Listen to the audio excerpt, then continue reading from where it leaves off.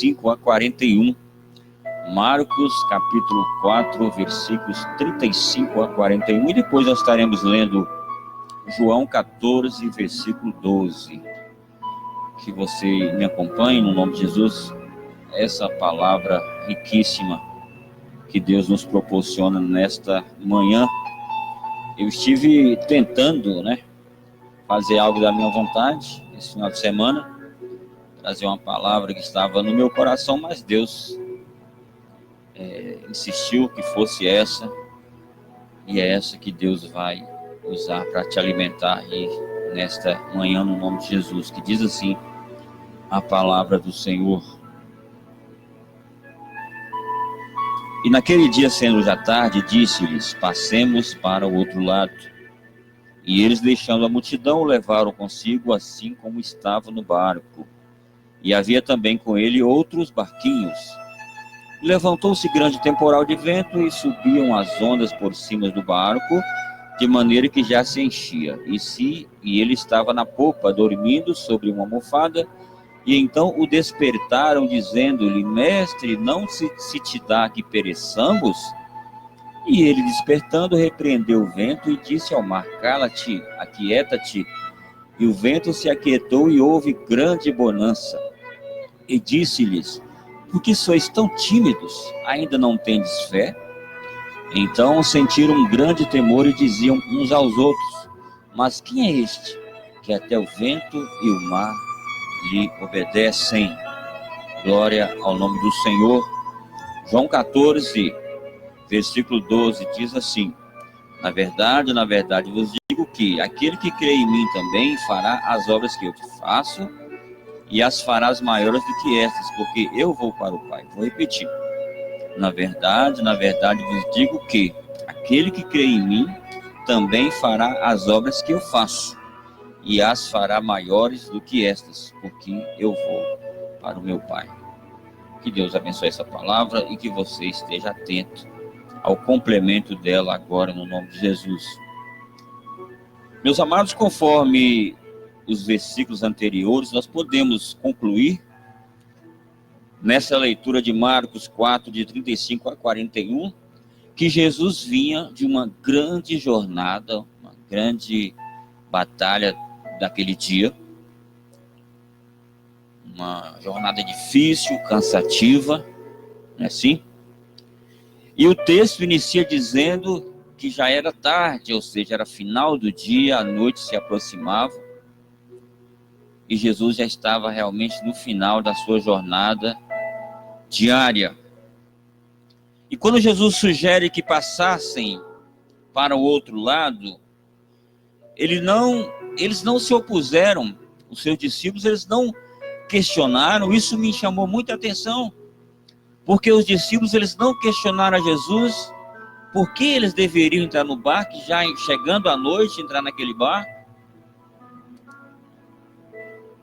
Se eram homens experimentados em alto mar, eram pescadores que sabiam os perigos que uma tempestade traria, porque nós lemos aqui que houve uma tempestade, sobreveio sobre eles uma tempestade, e eles não se opuseram, eles não questionaram a Jesus, de prontidão eles atenderam a sugestão de Jesus de passarem para o outro lado, que entrassem no barco. Mas no versículo 37, Deus me deu a explicação de o porquê daqueles homens não terem se questionado, não questionou a Jesus, que a palavra de Deus diz assim no 37, levantou-se grande temporal de vento, e subiam as ondas. Esse temporal de vento fez a diferença. Por quê? Porque, como eu havia falado antes, aqueles homens eram homens experimentados em alto mar. Eles sabiam do perigo que a noite trazia para quem estivesse navegando, e também a tempestade também traria para eles um perigo de perder as suas vidas. Mas a tempestade que sobreveio sobre aqueles homens foi uma tempestade de vento, ou seja, uma tempestade de vento, ela não anuncia com antecedência. Se tivesse uma forte chuva, um vendaval acompanhado de chuva, aqueles homens saberiam que realmente haveria de cair uma grande tempestade e de repente eles recusariam atender à ordem de Jesus. E talvez não entrariam no barco para atravessarem para o outro lado como Jesus sugeriu. É assim que acontece conosco, querido. Muitas vezes nós antevemos o perigo, nós antevemos o problema e nós não atendemos ao chamado, à ordem de Deus para as nossas vidas. Porque se aqueles homens tivessem sido avisados pela natureza que haveria de cair uma grande chuva, eles sairiam do propósito de Deus, eles não obedeceriam à ordem de Jesus, porque eram homens experimentados em alto mar e sabiam do perigo que uma tempestade poderia trazer. E Deus, muitas vezes, Deus permite que o problema venha sobre nós de surpresa, para que nós não antevemos a resolução desse problema. Porque se nós queremos antecipar a resolução de determinados problemas, nós saímos do controle de Deus e tentamos resolver o problema sozinho. O céu, ele não anuncia a chegada da tempestade de vento. Muitas vezes o problema que vem sobre a sua vida, ele não é anunciado com antecedência, ele vem de repente, você não está esperando. Porque quando você não espera, você não tem tempo de resolver sozinho. E você é obrigado a entrar na dependência de Deus. Mas o desespero, a angústia, querido, a convicção que iam morrer. Aqueles homens estavam em alto mar. Quando o barco já estava numa determinada distância de terra firme, sobreveio sobre aqueles homens, sobre aquele barco, uma tempestade muito grande. E eles começaram a perceber, queridos, que eles poderiam morrer. Eu posso imaginar aqueles homens tirando água daquele barco, se livrando daquele problema de um lado para outro. Mas quanto mais água eles tiravam daquele barco, mais água entrava no barco. E eles começaram de repente a sentir um cansaço físico, porque era grande o esforço que eles haveriam de fazer. E é assim que nós também enfrentamos os nossos problemas. Quanto mais nós tentamos tirar os problemas, mais os problemas eles sobrevêm sobre nós. E nós muitas vezes sentimos cansados de tentar resolver o problema. Esse problema nunca é resolvido. A convicção que nós não iremos aguentar, a convicção que nós iremos morrer, a convicção que nós não suportaremos determinadas situações. E aqueles homens começam a tirar aquela água daquele barco. Aí num dado momento eles lembram que haveria uma solução para aquele problema. Jesus poderia ser a solução para aquele problema. Eu posso imaginar aqueles homens parando. Opa, Jesus está aqui no barco conosco. O que nós estamos fazendo? Mas quando eles olham para o lado, Jesus está dormindo. Aquele que poderia resolver o problema daqueles homens estava dormindo. Querido, muitas vezes nós enfrentamos situações que nos esmorecem, que nos entristecem, que nos fazem chorar. Mas nós oramos, nós pedimos a Deus, colocamos os nossos problemas nas mãos de Deus, mas num dado momento nós passamos a pensar que Deus está dormindo, que Deus não se importa com o nosso problema, que Deus está alheio àquela situação. E aqueles homens olham para um lado e veem que quem poderia resolver o problema está dormindo, está tranquilo, aparentemente, sem se importar com os problemas que eles estavam vivendo. Não é assim que você se sente? Deus não responde às suas orações. O silêncio de Deus é maior do que a sua esperança. Mas Jesus, ele levanta, querido, ele é acordado, ele é despertado por aqueles homens atordoados, desesperados. Mestre, o Senhor não se importa conosco, o Senhor não está vendo que todos nós iremos morrer? O Senhor não está vendo que todos nós iremos perecer nesse mar de água? Mas Jesus olha para eles e fala para eles assim, ó, ler aqui em outra tradução, talvez você tenha em casa, que diz assim, ó: por que sois tão covardes? Ainda não tendes fé? Jesus olha para aqueles homens e faz essa pergunta dura: por que vocês são tão covardes? Por que vocês ainda não têm fé? Querido, lembra que nós lemos agora em João 14:12, que Jesus diz que nós faríamos as obras que ele fez e ainda maiores. Então por que Jesus disse isso para aqueles homens? Se ele estava ali naquele barco para resolver aquele problema, Jesus se dirige àqueles homens chamando-os de covarde, é porque Jesus tinha consciência, Jesus sabia que eles teriam condição de resolver aquela situação. Eles tinham, querido, condição, porque havia derramado sobre eles, querido, essa unção. Eles poderiam usar da fé que havia sobre eles, até mesmo da experiência que eles adquiriram andando com Jesus, lado a lado, dia a dia com Jesus. E Jesus diz para eles que eles eram tão covardes, porque Jesus sabia que eles poderiam resolver essa situação. Agora Jesus está te perguntando: onde está a tua fé? Cadê a tua fé? Não era preciso, não era necessário acordar Jesus. Eles poderiam resolver aquele problema, querido, simplesmente com a fé. Mas é fácil? Claro que não, queridos. Há muitas situações que não podemos entrar em desespero, esperar que Deus se manifeste em nossa frente para resolver o problema. Muitas vezes nós queremos que Deus se materialize e se coloque de pé diante de nós, para que nós tenhamos a fé suficiente para resolver esse problema. A fé é o firme fundamento das coisas que se esperam e a prova daquilo que não se vê, querido. Como diz lá em Hebreus 11, no versículo 1, já no 6 diz assim: sem fé é impossível agradar a Deus, porque é necessário que aquele que crê em Deus saiba que ele existe e que é galardoador dos que o buscam.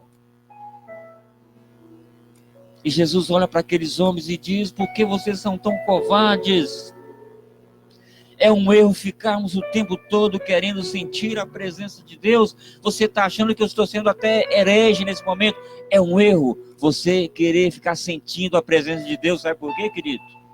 Porque Jesus não falou: se você sentir, verás a glória de Deus. Ele falou: se você crer, verás a glória de Deus. Não se preocupe em sentir a presença de Deus, creia na presença de Deus sobre a sua vida. Querer sentir, querido, é para aquele que é incrédulo.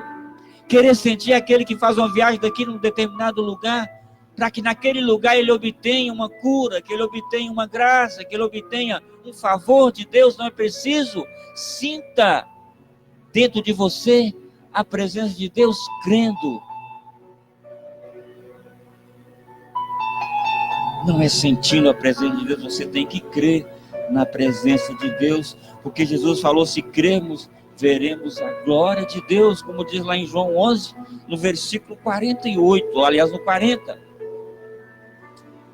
Querido, mas existem algumas razões pelas quais aqueles homens não conseguiram resolver aquele problema, e de repente o que está acontecendo com você está acontecendo comigo. Primeiro, querido, uma delas é querer sentir, em vez de crer na presença de Deus. Isso é um erro que nós caímos, porque a fé é o firme fundamento das coisas que não se veem. Esse é o primeiro erro que nós muitas vezes sentimos. Quer sentir a presença de Deus, e muitas vezes nós não conseguimos realizar a obra, um milagre através de nós, porque nós queremos sentir. Outra, eu chamo a atenção para o versículo 35, que Jesus diz assim. Olha só o que Jesus fala aqui no versículo 35. E naquele dia, sendo já tarde, disse-lhes: passemos para o outro lado.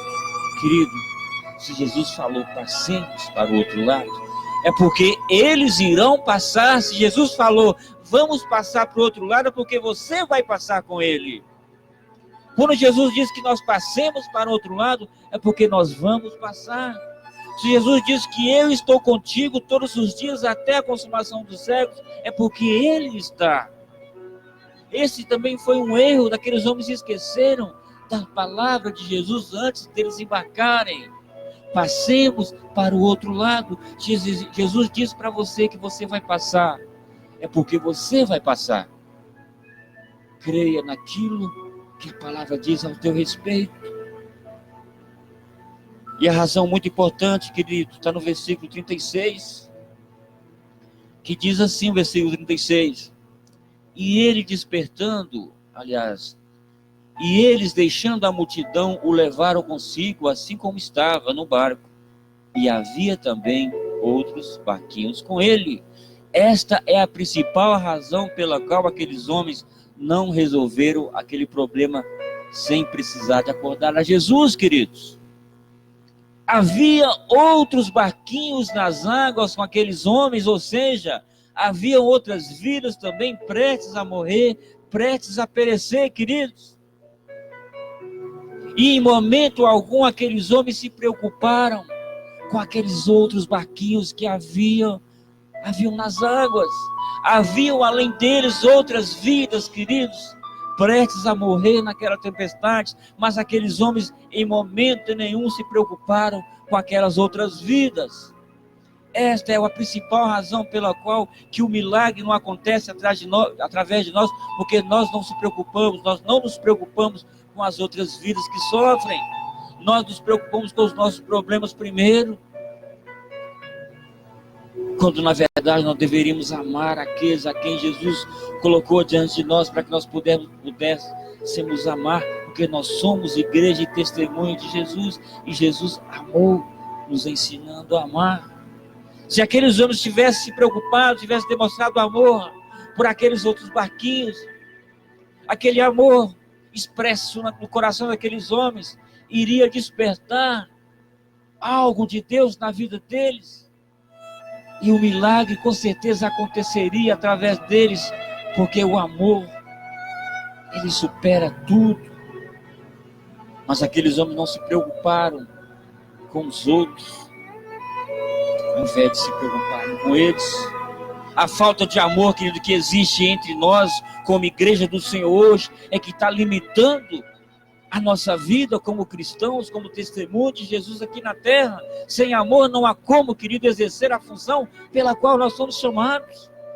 Nós precisamos amar as pessoas, querido, de forma como Deus nos amou.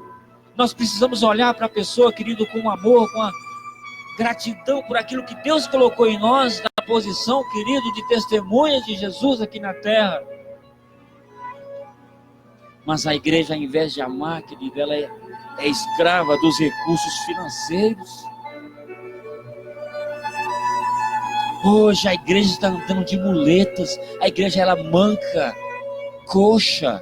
É uma igreja coxa, que não consegue, querido, dar um passo firme, porque ela se preocupa com os seus benefícios. Quando eu falo igreja, eu falo pessoas.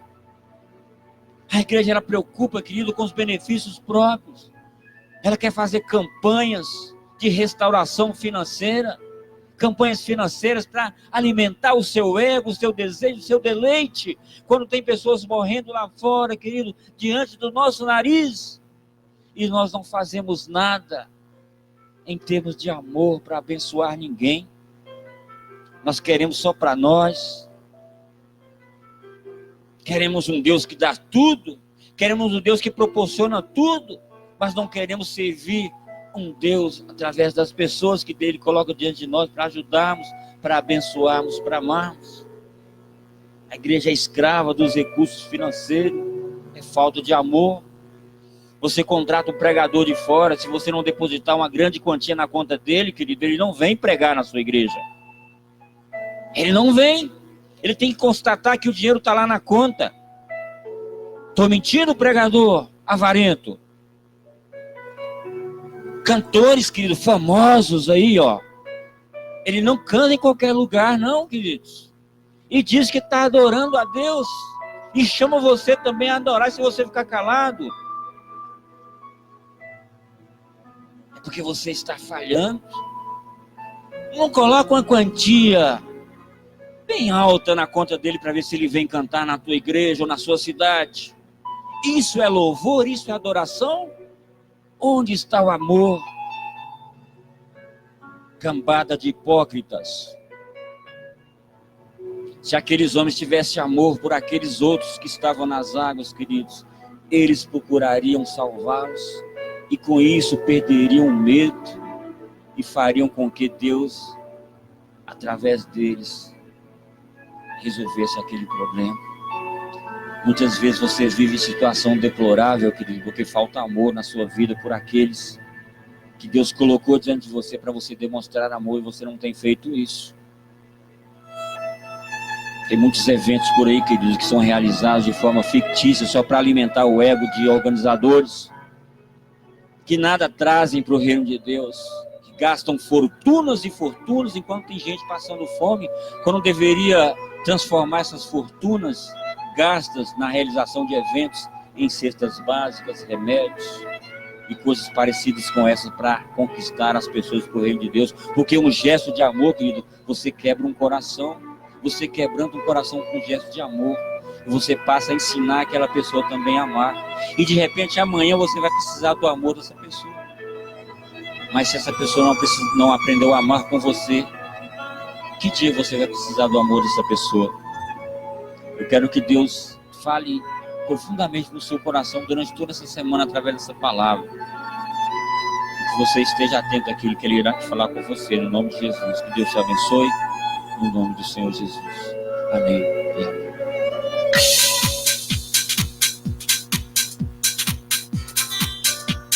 Uma canção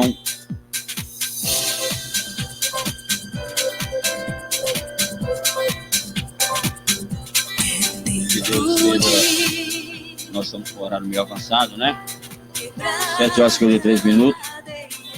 Então vamos adorar o Senhor com oração, agradecer a Deus por essa palavra.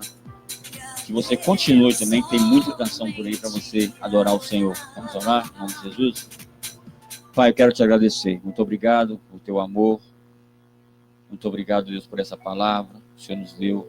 Sabemos que muitos não aceitam porque é a verdade, mas que o Senhor esteja colocando o Espírito Santo do Senhor diante deles para que possam fazer com que eles repensem verdadeiramente aquilo que eles estão fazendo como instrumento do Senhor aqui na terra. No nome de Jesus, abençoe essa palavra, seja presente na vida dos nossos ouvintes. No nome de Jesus, abençoe aqueles que buscam no Senhor uma resolução